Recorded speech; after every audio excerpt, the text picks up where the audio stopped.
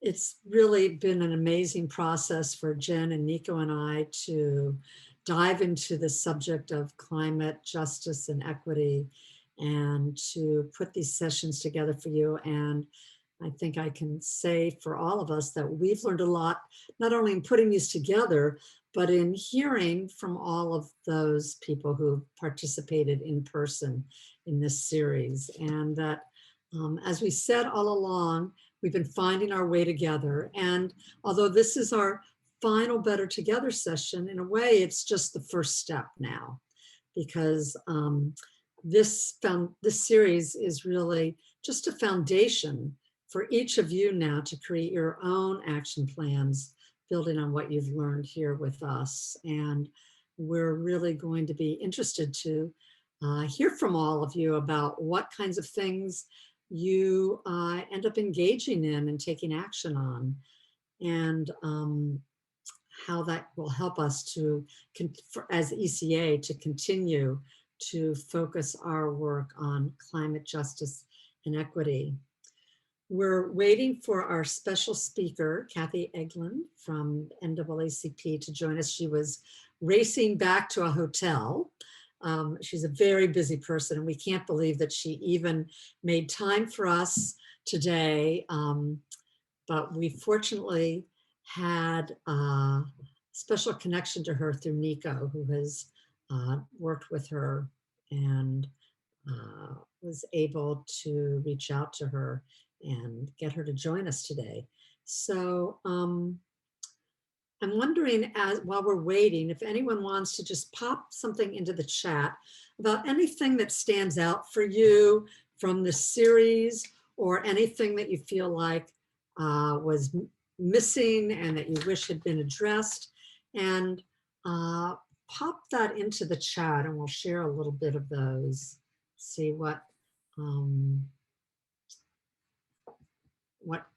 kinds of things you have stood out for you. If you've either been in person on the Better Together series or watched the videos of them later, or if maybe for some of you, this is your first time actually join a Better Together session. And if you have any questions about what we've been doing up until now, we're killing a little time here. I apologize for that while we wait for Kathy to get on with us. But we can use that time to engage with one another. So let's see.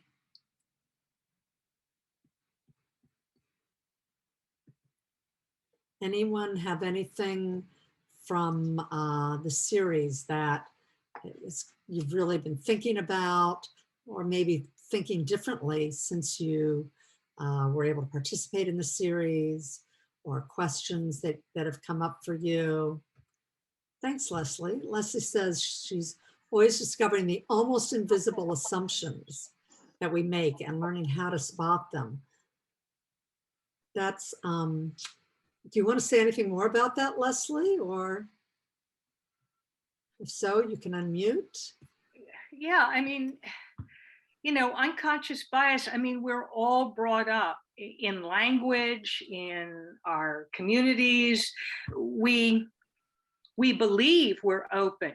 We believe we are accepting, but, you know, we don't know what we don't know, and we don't see sometimes the assumptions built into whether it's language or behaviors or expectations. And so I always find this, you know, sort of revelations come to me, and I find that freeing. Thank you, Leslie. I really appreciate that. And yeah, you know, what we've hoped this series would do would be to generate some self-reflection and increased awareness in your lives, and in thinking about climate justice and equity. We have a question here, Jen, from Cecilia, who says this is just her second session. She's wondering if we can review the topics of the previous sessions. And I don't have that right in front of me. And I'm wondering if you have that handy, Jen. Yes, let me just pull it up on my screen. Yeah. So the first session that we started with was in June, and that session focused on privilege and bias. July's session was inclusivity and allyship. August was equity and climate action. September was environmental justice and climate justice. October was accountability. November was unity and community. And tonight we'll be talking about turning understanding into action. I'll drop those in the chat box. Great. Thank you, Jen. And I realized I didn't start off with introducing who we are. So let me do that. I'm Margot Frank, and I've been part of the national leadership team for almost 7 years. And Jen Chandler is our one main paid staff person who's our director of operations. And she keeps us all focused and moving forward, and just holds the vision for us in such a great way. And Nico Brown has been working with us for the last 6-7 months, I guess, or has it been, yeah, something like that, right? We had a special grant where we lucked out, we got a special grant and we were able to hire Nico, who, Nico, do you want to tell people a little bit about who you are? Sure. Beyond just DCA too? Okay, cool. So my name is Ernico Brown. I work in several different capacities within the environmental space. I'm from South Carolina, and here in South Carolina, I hold 2 positions. One, I'm a Soil and Water Conservation District Commissioner within the local government. At the state level, I am the Environmental Climate Justice Chair for the NAACP here. I also work for Dogwood Alliance, and I'm the Director of Organizing and Partnership Engagement. Aside from that, I'm the Chief of Staff for the Young Democrats of South Carolina. Aside from that, I am co-executive director of my own organization. Aside from that, I work here on behalf of ECA. And I hold so many positions because the work is never done. We always need to be present in spaces, and people need to stand up and be a part of the action, not just a part of the conversation. So I wear many hats, although sometimes I don't feel like I wear them all and balance them all well. I do what I can because, again, the work is never done. But as it relates to here, I am so humble to be a part of this with Elders Climate Action, simply because it was stepping outside of my comfort zone and coming to this organization. Number one, working with elders, and just seeing the world from a different perspective, and being able to come here and work with so many of you and doing the things that we do and having those crucial conversations about things that really matter, and those things that connect us together, those things that connect us beyond our color, beyond our age, beyond our beliefs. Seeing each other as humans in this work that is going on was important for me, and I was excited when I first started, just as excited as I am now, because I was able to work with so many people and produce something that is so meaningful for so many people, having those conversations around things that can move mountains for so many people, to gauge an understanding for all of us in how to see each other equally in the work, how to connect with each other on different levels, how to be a part of action beyond what we have in our communities. So I'm like just so amazed at how this has come about, how it's turned out, and how we have together created something here that is truly special, not just for myself, but for all of you who are here, for the people who will see these videos, for the conversations that we've had, and for the minds that have not necessarily changed, but the hearts that have been moved in this movement. And to me, it's before we can go out and do real work, we have to have real conversations.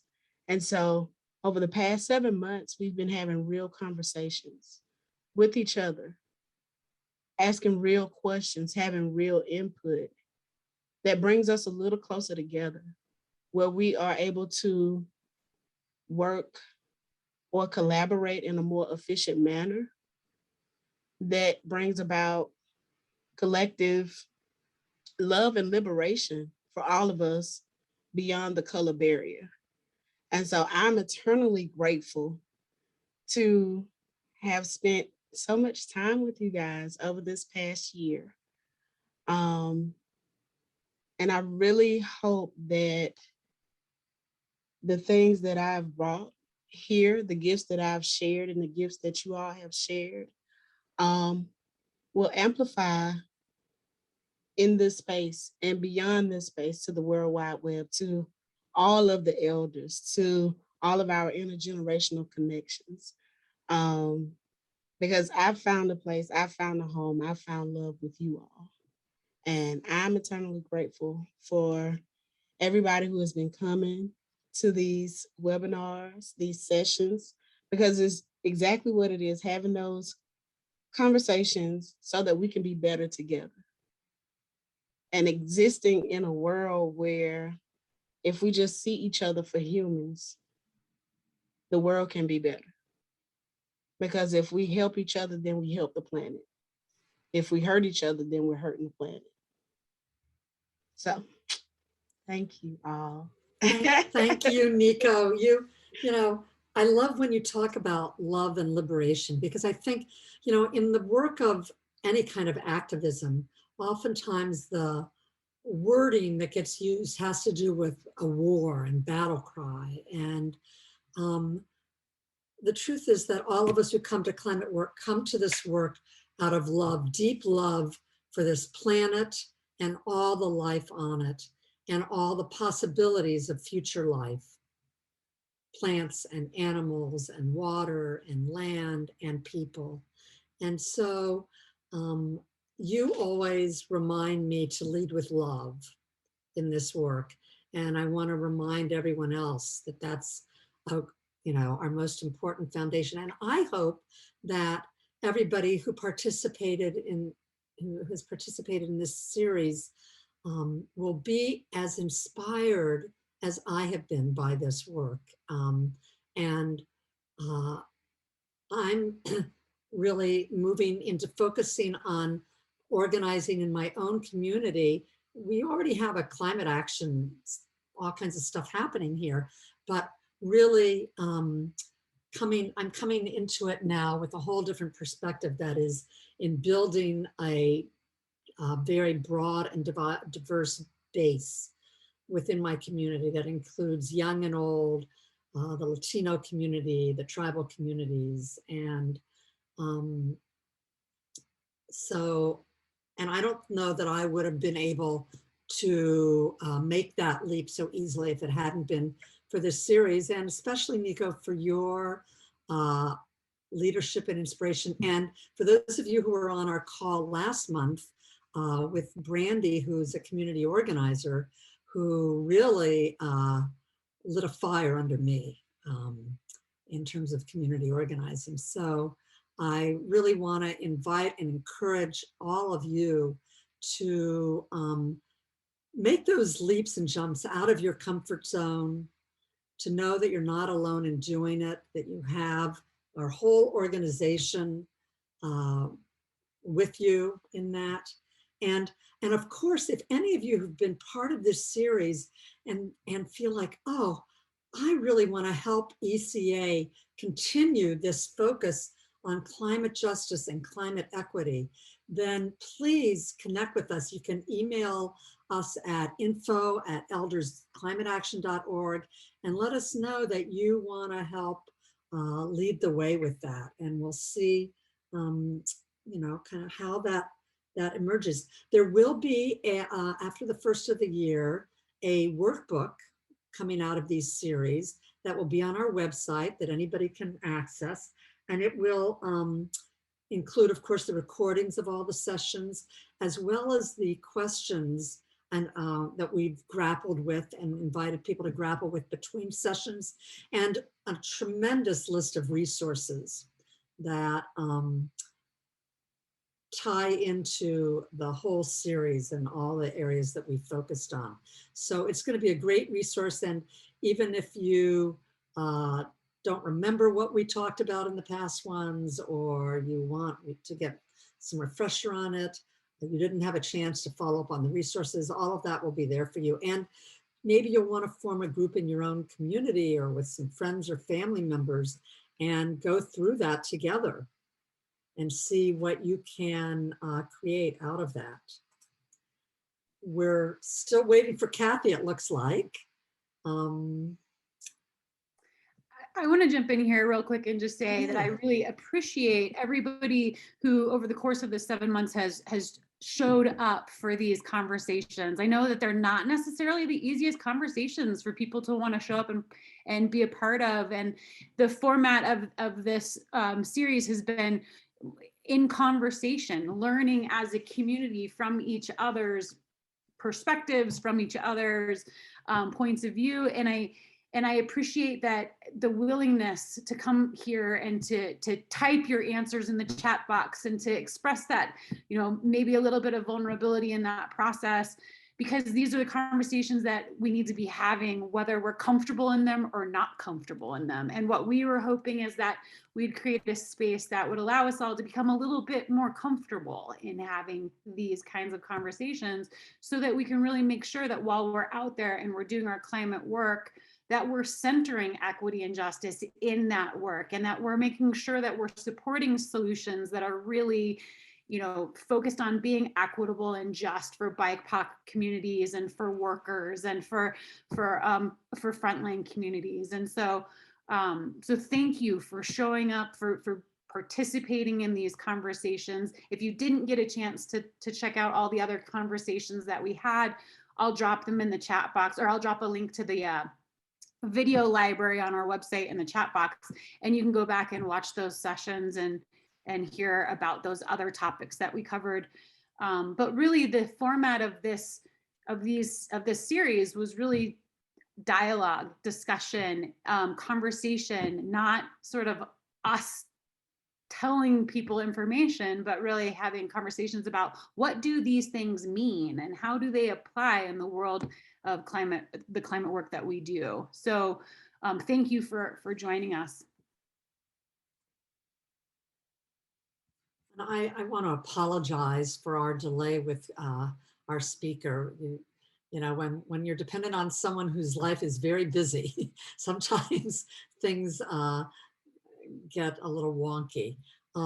While we're still waiting for Kathy, I'm just wondering, for some of you who have been on some of the other calls, if there's anything else that you might want to share from your own experience of participating in this. Ways you felt confused, inspired, anything. And if you want to put up your hand, I'll just call on you. Let's see, wait, Sheila, you want to unmute?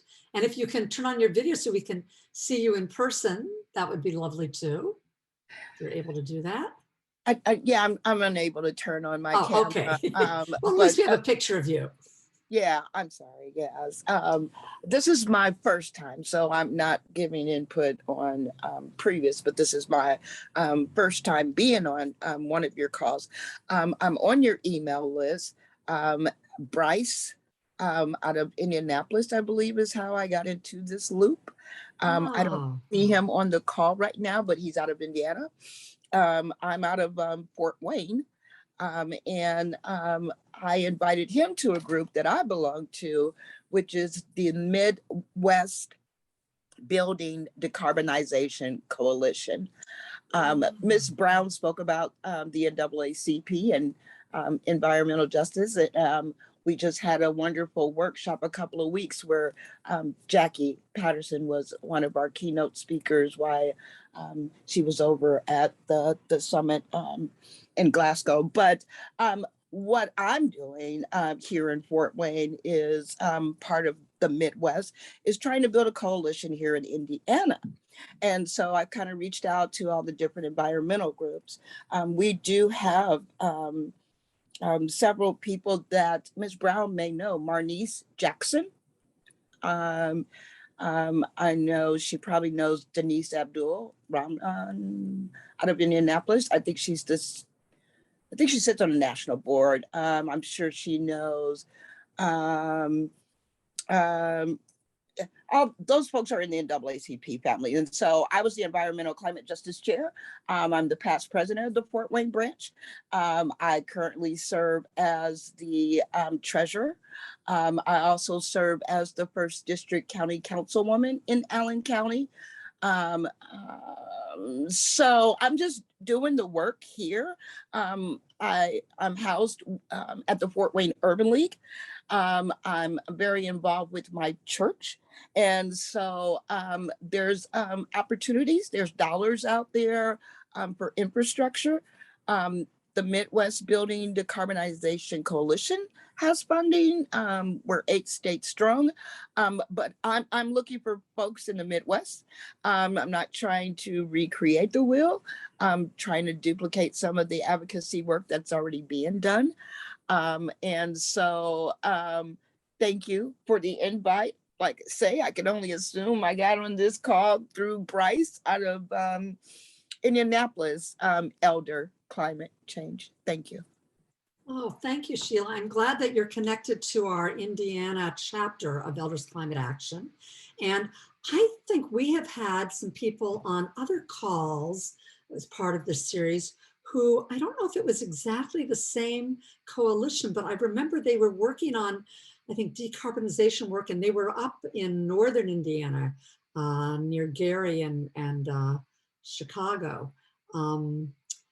So, you know, it's always heartening. I'm originally from Ohio, Dayton, Ohio, and so it's always heartening to me to hear about people who are doing this work there in the Midwest, where there's so, I mean, everywhere there's so much work to do, but certainly there where there's been so much impact on people's lives from the use of fossil fuels. So thank you for being with us today. Anyone else who's been part of some of these who wants to share something or has some questions for someone? Well, why don't we, one of the things we were going to do later in the session after we'd been listening to Kathy for a while was we wanted to ask each of you, you know, one of the things that's I think really been important in my life and that I've seen in my work with other people is that when I make a commitment or set an intention for something and say it or write it in some way where it's witnessed by others, it's heard by others, that I'm much more likely to move towards that and to follow through on it. And that I think just in some mysterious way, as soon as I do that, things begin to kind of show up and fall into place without me having to kind of beat my head against the wall to make it happen. So one of the things that we want to invite you to do today is to think about something, and Jen's put it in the chat, and then we're going to ask you to share that. In what ways will you commit to focus on climate justice work in the coming year? Now, this isn't just some New Year's resolution that, you know, is going to get forgotten by the end of January.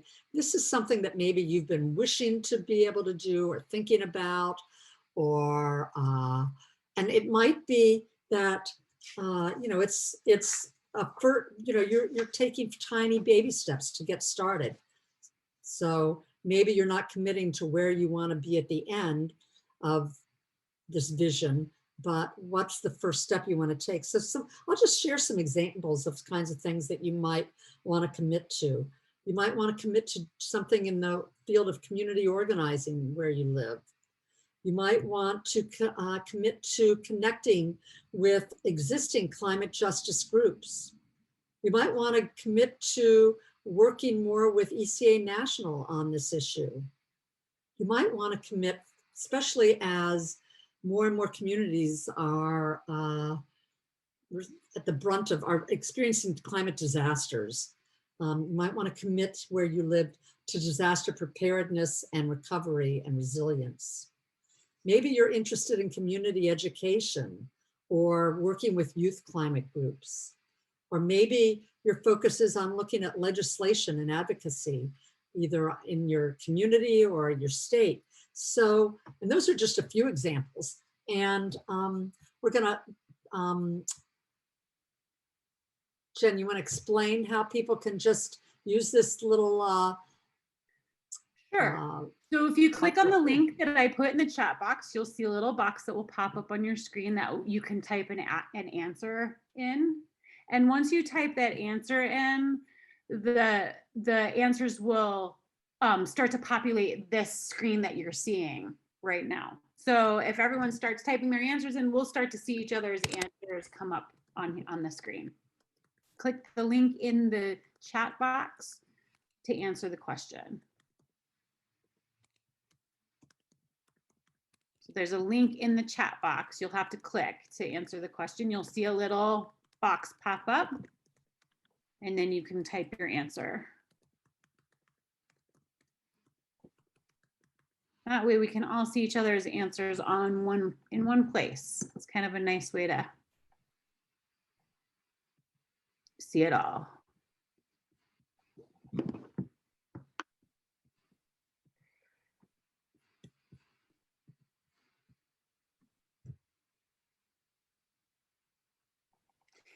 While we're waiting for people to answer and type their answers in, Nico, have we had any update on Kathy?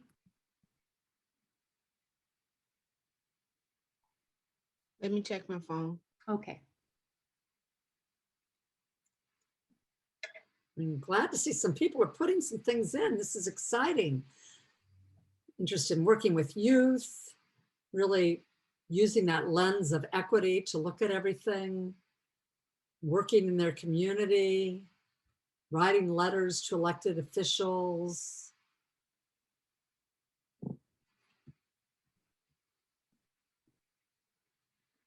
Yeah, and take some time, you know, don't just put something up there just because you feel pressure to put something up. Take a little time to think about something that you think you can really follow through on. Keep pressure on the elected leaders and implement climate change policies at local, state, federal, and working with communities. Great. Great. We've got some climate activists here. Support local grassroots organizations. Great. I think that, you know, we can often feel discouraged by how things work or don't work at the federal level, or maybe even where you live at the state level. But at the local level, we always have much more potential for influence and developing relationships with elected officials, people whose jobs are to run and oversee development and transportation.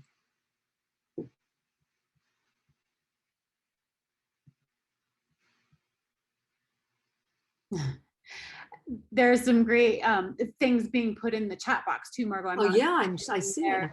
Continue to learn more about resilience from the Black cultural leaders. Asking nature what she wants me to do. And I've been getting answers. Oh, that's great. Well, we hope you don't commit any acts of violence in the name of ECA, Vernon. But we can understand that desire. Activating my Earth Reverence Dedicant group, at my First Unitarian Church. I know a lot of faith communities have groups that are working on equity, justice, climate, the environment. And so if you're part of a faith community and that doesn't have one, that's a great place to start one. Continue to tweet, write, and call using the Climate Action Now app. So if you don't all know about that, it's a free app that you can get on your phone, and you can, I know like the NorCal chapter of Elders Climate Action submits actions to them to share and to ask people to act on. You can very quickly and easily take lots of actions with that app. It's very accessible. And we have Kathy joining us. Hooray. Kathy, welcome. We're so glad. Thank you so much for making some time in your very busy life to be with us. I'm Margot Frank, and you know Nico and Jen, who is our operations director. And Nico's going to introduce you. Take a moment and catch your breath while she does that. Just get settled a little bit, and welcome. Thank you so much. So everyone, I am very honored and privileged, and I get butterflies every time I see Miss Kathy. I absolutely love Miss Kathy. She is someone who is really big in this space, but even though she's at all levels from local to national and international levels, she is a person that brings sincere human perspective to this work as well as experience. Just being with her and being taken under her wing and learning more about the environmental space, I have learned so much. And she's really shown me how to bring my heart to this work. And just being around her, being under her, learning from her is a treat. She is a fighter, but she doesn't throw hands. What she does is policy, connectivity, the work, and she brings a wealth of experience. She has many accolades, many awards, but to me, she is just an amazing woman doing this work. So I just want to introduce Miss Kathy. I love you, Miss Kathy. Sorry, thank you so much. I was just talking and saying she's bringing tears to my eyes to hear this from the next generation of leaders, because it really keeps me going and keeps me inspired. And she has no idea how much she means to me and how much she keeps me inspired. Thank you. And first, let me apologize to all of you. We all have busy schedules, and I value everyone's time. This was the first day that we didn't have Zooms to where we could actually go out to lunch for a change rather than having all day Zooms and going out to dinner and coming home and passing out because from exhaustion. So thank you so very much. I'm just going to give you a little bit of background about me. I grew up in the deep south of Mississippi during segregation. And I always say I was born an activist. It wasn't like I had a choice. When you're born and raised in the deep south of Mississippi, you are pretty much born in the movement. And I know that there are people, my elders who are still around, who say they can recall me going to NAACP meetings when I was on my parents' lap.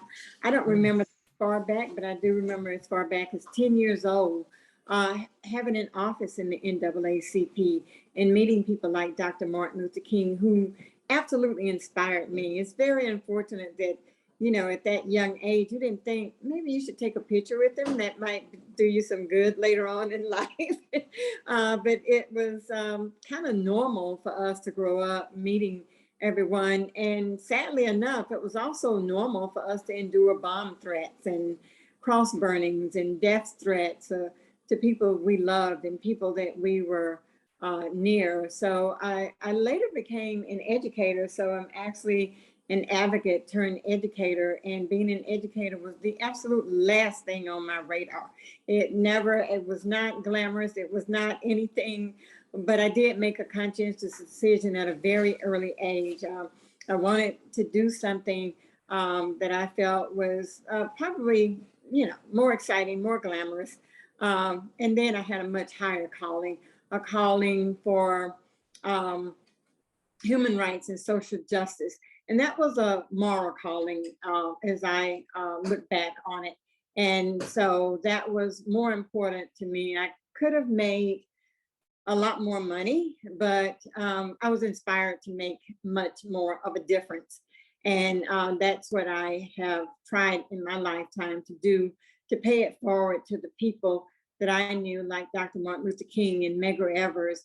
And the one death, senseless death that meant so much to me was that of Vernon Damer, because who was the Forest County NAACP president who was killed when his home and store was firebombed. Because as a child, long before I should have been learning how to drive, I learned to drive in the Keller Settlement area near his store, and would go to his store every Saturday. So that one hit very close to home to me. And I continued my journey with human rights and civil rights in the NAACP on a national level some 33 years ago, when I was elected to what was then the National NAACP Board of Trustees. It's now the Foundation Board. And then I was elected to the National Board of Directors 23 years ago. I have a sister who's an environmental scientist. And so I can tell you that I've always had an understanding of environmental and climate justice, but it was an intellectual understanding. I didn't have any advocacy. I was very particular about the products that I use. Always engaged in recycling, and had this great level of consciousness. My actions just didn't follow. And it wasn't until Hurricane Katrina came and literally blew my house down. And actually the saddest part about Katrina, because I was able to rebuild my home, was that I lost two of my dearest friends to drowning death when the rapid waters of Hurricane Katrina came rushing into their homes, and even climbing into their attics wasn't enough to save them. At that time, they stayed because we had so many calls. Everybody was running from storms, and they were tired. And then they decided that their home had withstood Hurricane Camille, which had happened in 1969. And that had been the marker up until Katrina. If you were able to, if your home withstood Hurricane Camille, everybody thought at that time that would be the worst that we've ever seen. But Hurricane Katrina proved a lot of people wrong. And one of our local meteorologists said one day that a lot of people died because of Hurricane Camille. And somebody tried to correct him and say, "You meant Katrina." He said, "No, I meant Camille," because they used Camille as a false guide to the future of hurricanes. And I think we've all witnessed that hurricanes have become more frequent and more intense since Hurricane Katrina. And I can tell you, during Hurricane Katrina, it wasn't that I was looking at this on the news. Late at night, I had this little portable black and white television, battery operated, where I could see what was going on in New Orleans. Very late at night, I could adjust the antennas and I would be able to see that. I was actually living this every single day in Gulfport. I was living the failures of our government. I was living people in need of water and food and medicine and medical care, and just witnessing the miserable failures of our government, and witnessing what I remember very distinctly saying, I feel like I'm reliving Jim Crow all over, because the differences in the haves and the have-nots, the differences in the injustices, the differences in the people who had access. We were very fortunate in that we had access. We had transportation, we had gas, we had a generator, we had food and water. But looking at all the people who didn't, and they didn't even have access, the first responders or the relief agencies were located in areas that were inaccessible to people who didn't have transportation or who didn't have gas. And this changed the trajectory of my civil and human rights advocacy as it relates from the perspective of the NAACP. Now, the NAACP had policy on environmental and climate justice dating back to the late 60s and early 70s, but it wasn't until 12 years ago that we actually established a program department, and largely due to lack of funding, not due to a lack of interest. And I was asked to chair the inaugural committee for the environmental and climate justice for the NAACP National Board. And so I do a lot of work from there on a national, local, state, regional, national, and international level. However, I live on the Gulf of Mexico. I live with just a few blocks, about an 8 to 10 minute walk from the Gulf of Mexico. And not long after Hurricane Katrina, 5 years to be exact after Hurricane Katrina, I could walk out my front door and within 8 minutes, I'm looking at sludge from the BP oil spill. Which just was another. So here I am, a survivor of the worst climate catastrophe. And now I'm looking at the world's worst environmental catastrophe with the BP oil spill. If that weren't enough, out my back door, about a year or so after the BP oil spill, there was a failing coal plant listed in the NAACP's cold-blooded report that was less than 4 miles from my house out my back door. And by then, I don't know if you've ever heard of Tyler Perry's Don't Make a Black Woman Take Her Earrings Off. By this time, I had taken my earrings off, and I had enough. And I knew that my intellect and my understanding, my actions had to match my intellect and my understanding. And I needed to make this my priority, not only for myself, as a matter of fact, least of all for myself, but for my children, my grandchildren, and their children, and the next generations to come. This is very important because I had the understanding, I just didn't have the motivation to act with the sense of urgency needed to deal with environmental and climate justice. And even now, in the work from the international perspective, we look at things a lot of times from a policy perspective without taking people into mind. And one of the main things as we had COP26 in the UK, and one of the things that I had been really upset about, and I'll back up a little and mention that my advocacy in living in the Gulf region, that's a very special region as well, because I could go on and on with some of the false climate solutions, like I'm a ratepayer in the carbon capture sequestration area of the Kemper County carbon capture sequestration plant, that big, gigantic $7.5 billion failure. It was put in a neighborhood of overwhelmingly like about a 60-70% African-American population with about a 50+% poverty rate. And this is where they put all of these experimental type solutions. And now we're also looking at wood pellets manufacturing, the same thing in the southeastern US states, most of the former slave states.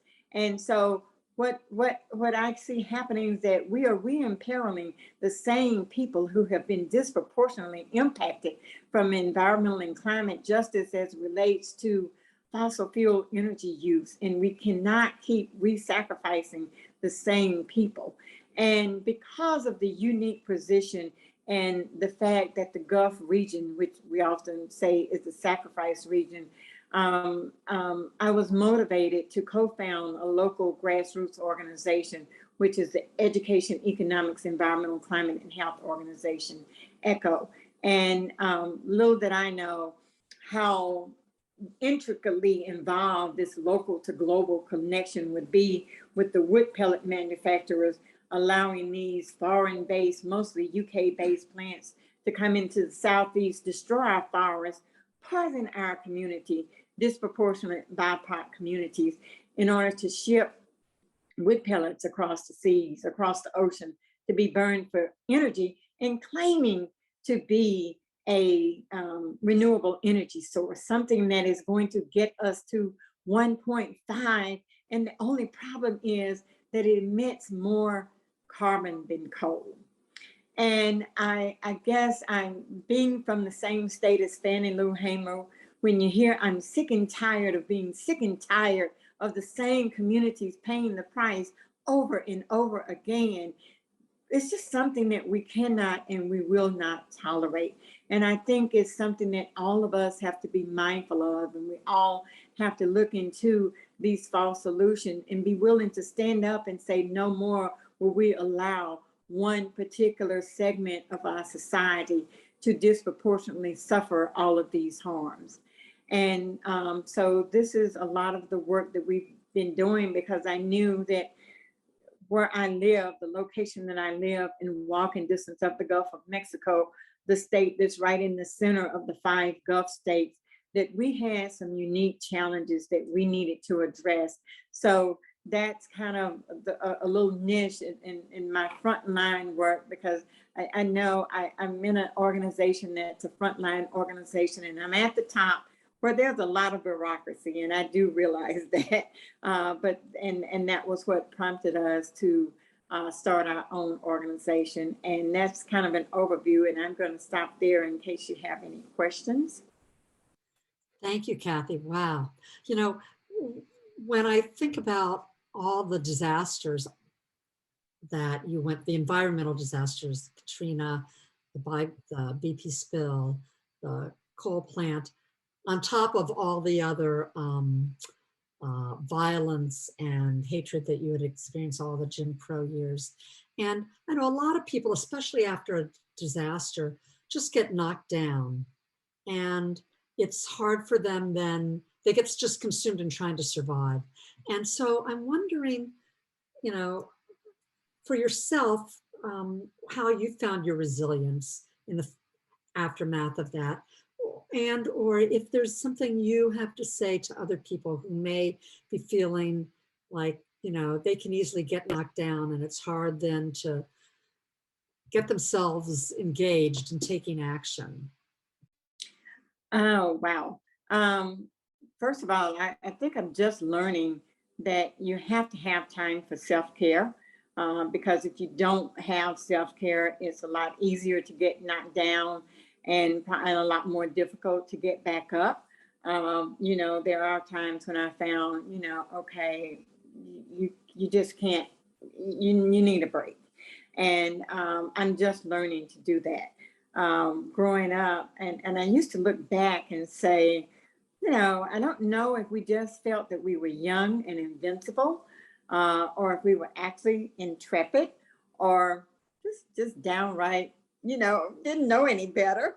And so I was scheduled to go to Paris for the signing of the negotiation for the Paris Climate Agreement. And then they had this bombing. And so everybody gets to texting me and calling and saying, well, you know, they just bombed Paris. You're not still going, are you? And I'm like, sure, why wouldn't I? And it was at that moment that I realized it was probably a little of both. You know, it was probably feeling young and invincible, and surely a bit intrepid as well. And probably just knowing that this is something that we have to do. I don't think we have any other choice. We're talking about our planet, and there is no planet B. We may have some wealthy people who are exploring other planet options, but you know, right now this is the only planet we have. And even if they couldn't come up with some other planet alternatives, there will only be a very few people who will have the means to travel and live on another planet. So I don't think that we have any other choice. I'm hoping that everyone will go beyond, and that's why I will readily say that yes, I had the understanding, but my actions just did not sync with the understanding, the level of understanding that I had, that look, we need to be out here and we need to be out doing something. So I do want to mention one thing, that when we had I mentioned about the failing coal plant. As soon as I found out about it, we started this campaign to educate people, because I probably would not have known, had I not chaired the NAACP Environmental and Climate Justice Committee, if I had not had, I had to read this report, and it was like 478 pages, like 400 pages plus report. And I would not have known about this. And I said, look, we've got to start training and educating our community. And once we started this cold-blooded campaign, people warned me we were going up against a powerful industry. We would not win. We were wasting our time. Yeah, that's something you're telling somebody who grew up as a child under KKK threats. What do I care about a fossil fuel company? So we were not in the least deterred, and I'm happy to report that of August 2016, that plant no longer burns coal. They tried everything that they could to divide and conquer us. They took some people who were meter readers, put them in suits, dressed them up, had them to come, nice people, had them to come and talk to us. And first thing they approached us about our report, they asked, we hope you're not listening to that plant race and class baiting. Saying, we hope you're not listening to those people at the Sierra Club, because they're just a bunch of rich white people who don't care anything about Black people. They just care about birds and trees, which really, I mean, infuriated me. That first of all, they want to infer, they question why was the NAACP even involved in environment. We were a civil rights organization. How did we venture into this? And then to me also implying that we did not have the capacity to come up with our own report. And so I quickly replied to them that I know what the CEO at the Sierra Club makes, and I know what the CEO at the Southern Company makes, and I would decide which rich white man I wanted to listen to. So they never tried the race and class baiting with me again. Thank you, Kathy. Jen, you had a question. Well, I think my question really kind of parallels that story you just told, and that is really, in all of your years as an activist and in your advocacy work, and specifically in your climate advocacy work, how have your strategies changed? What have you learned in this work that maybe you can share that might be helpful as we're out there doing work, and how has the strategy changed over time?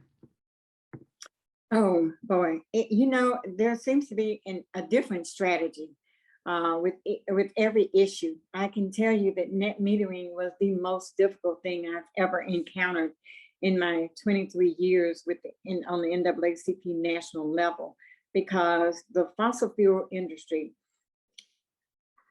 their strategy, they've taken pages out of the Civil Rights Handbook.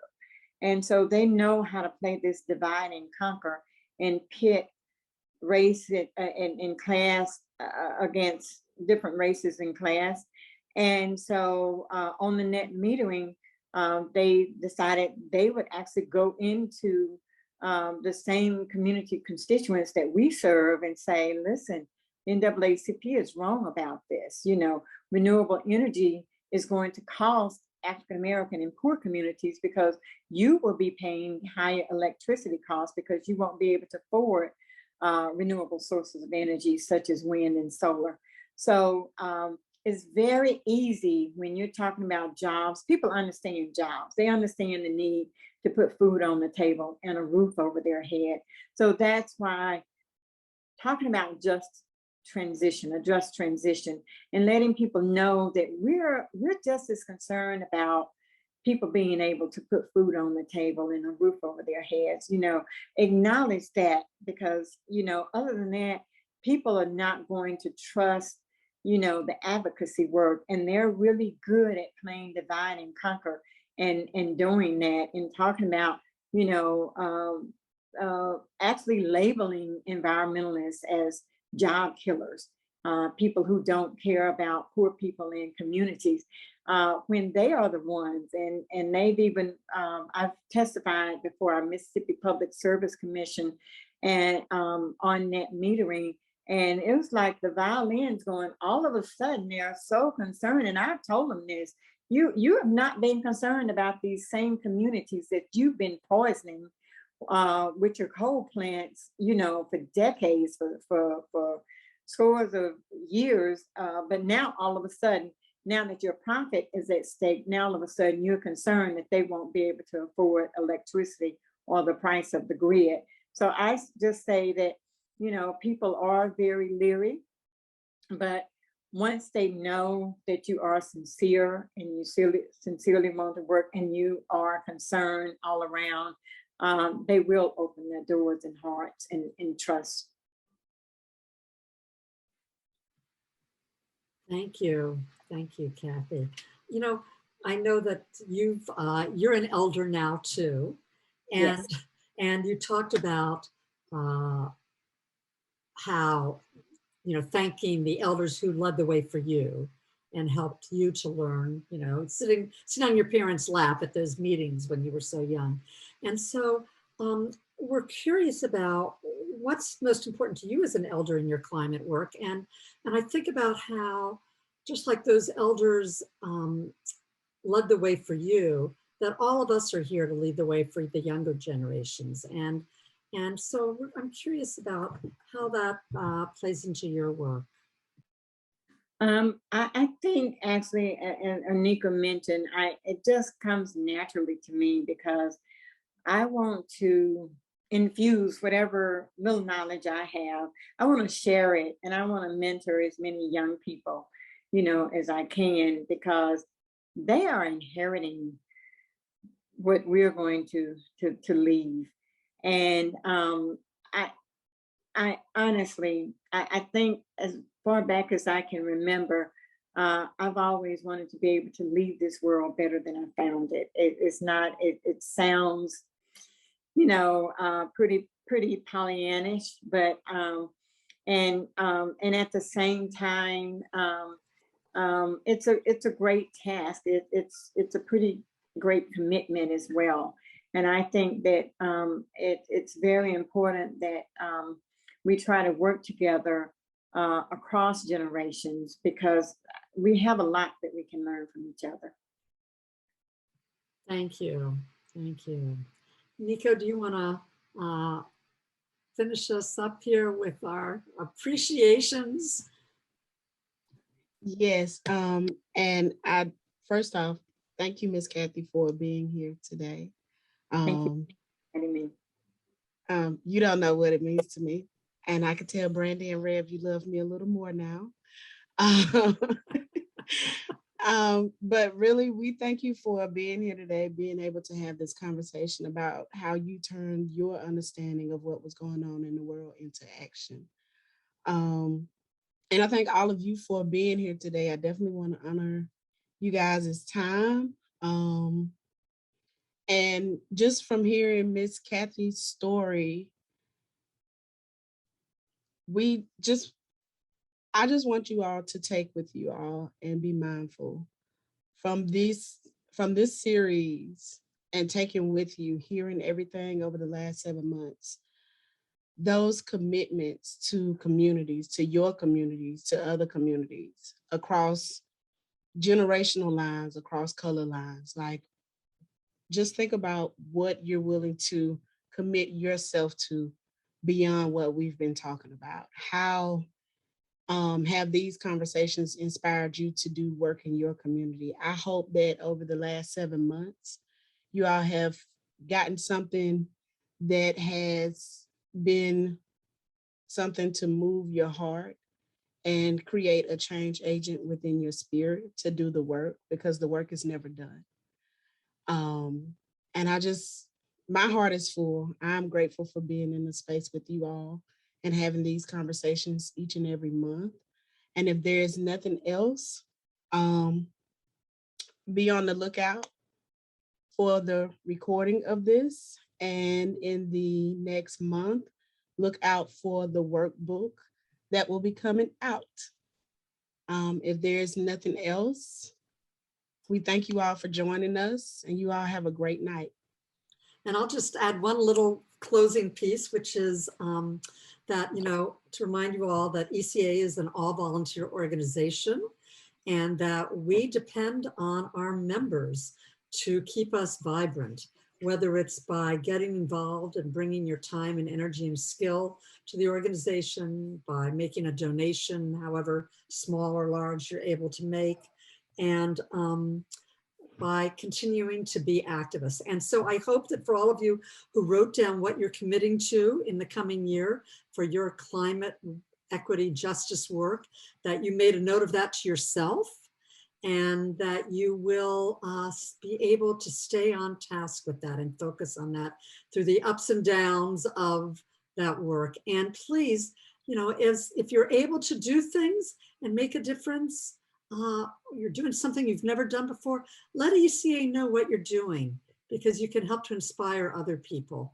We all need each other to keep going with this. So thank you all so much. Thank you, Kathy, for being here. Thank you, Nico and Jen, for your amazingness. And for each one of you who've been part of this, it's really been a joy for all of us who worked on this to spend these times with you all. And have a safe and happy holiday season. Thank you. Miss Margot, Miss Sheila has something, I believe. Oh, Sheila, go for it. Thank you so much, Miss Kathy. I love you. I've been in several of your workshops. You have really made an awesome impact in my life. I wanted to drop in there grant opportunities in the Midwest region. The Midwest Building Decarbonization has funding. I did drop that link. If there's anyone in the Midwest, we need your help. Thank you. Thank you for Thank sharing you. that. Thank you, everybody. Have a wonderful evening.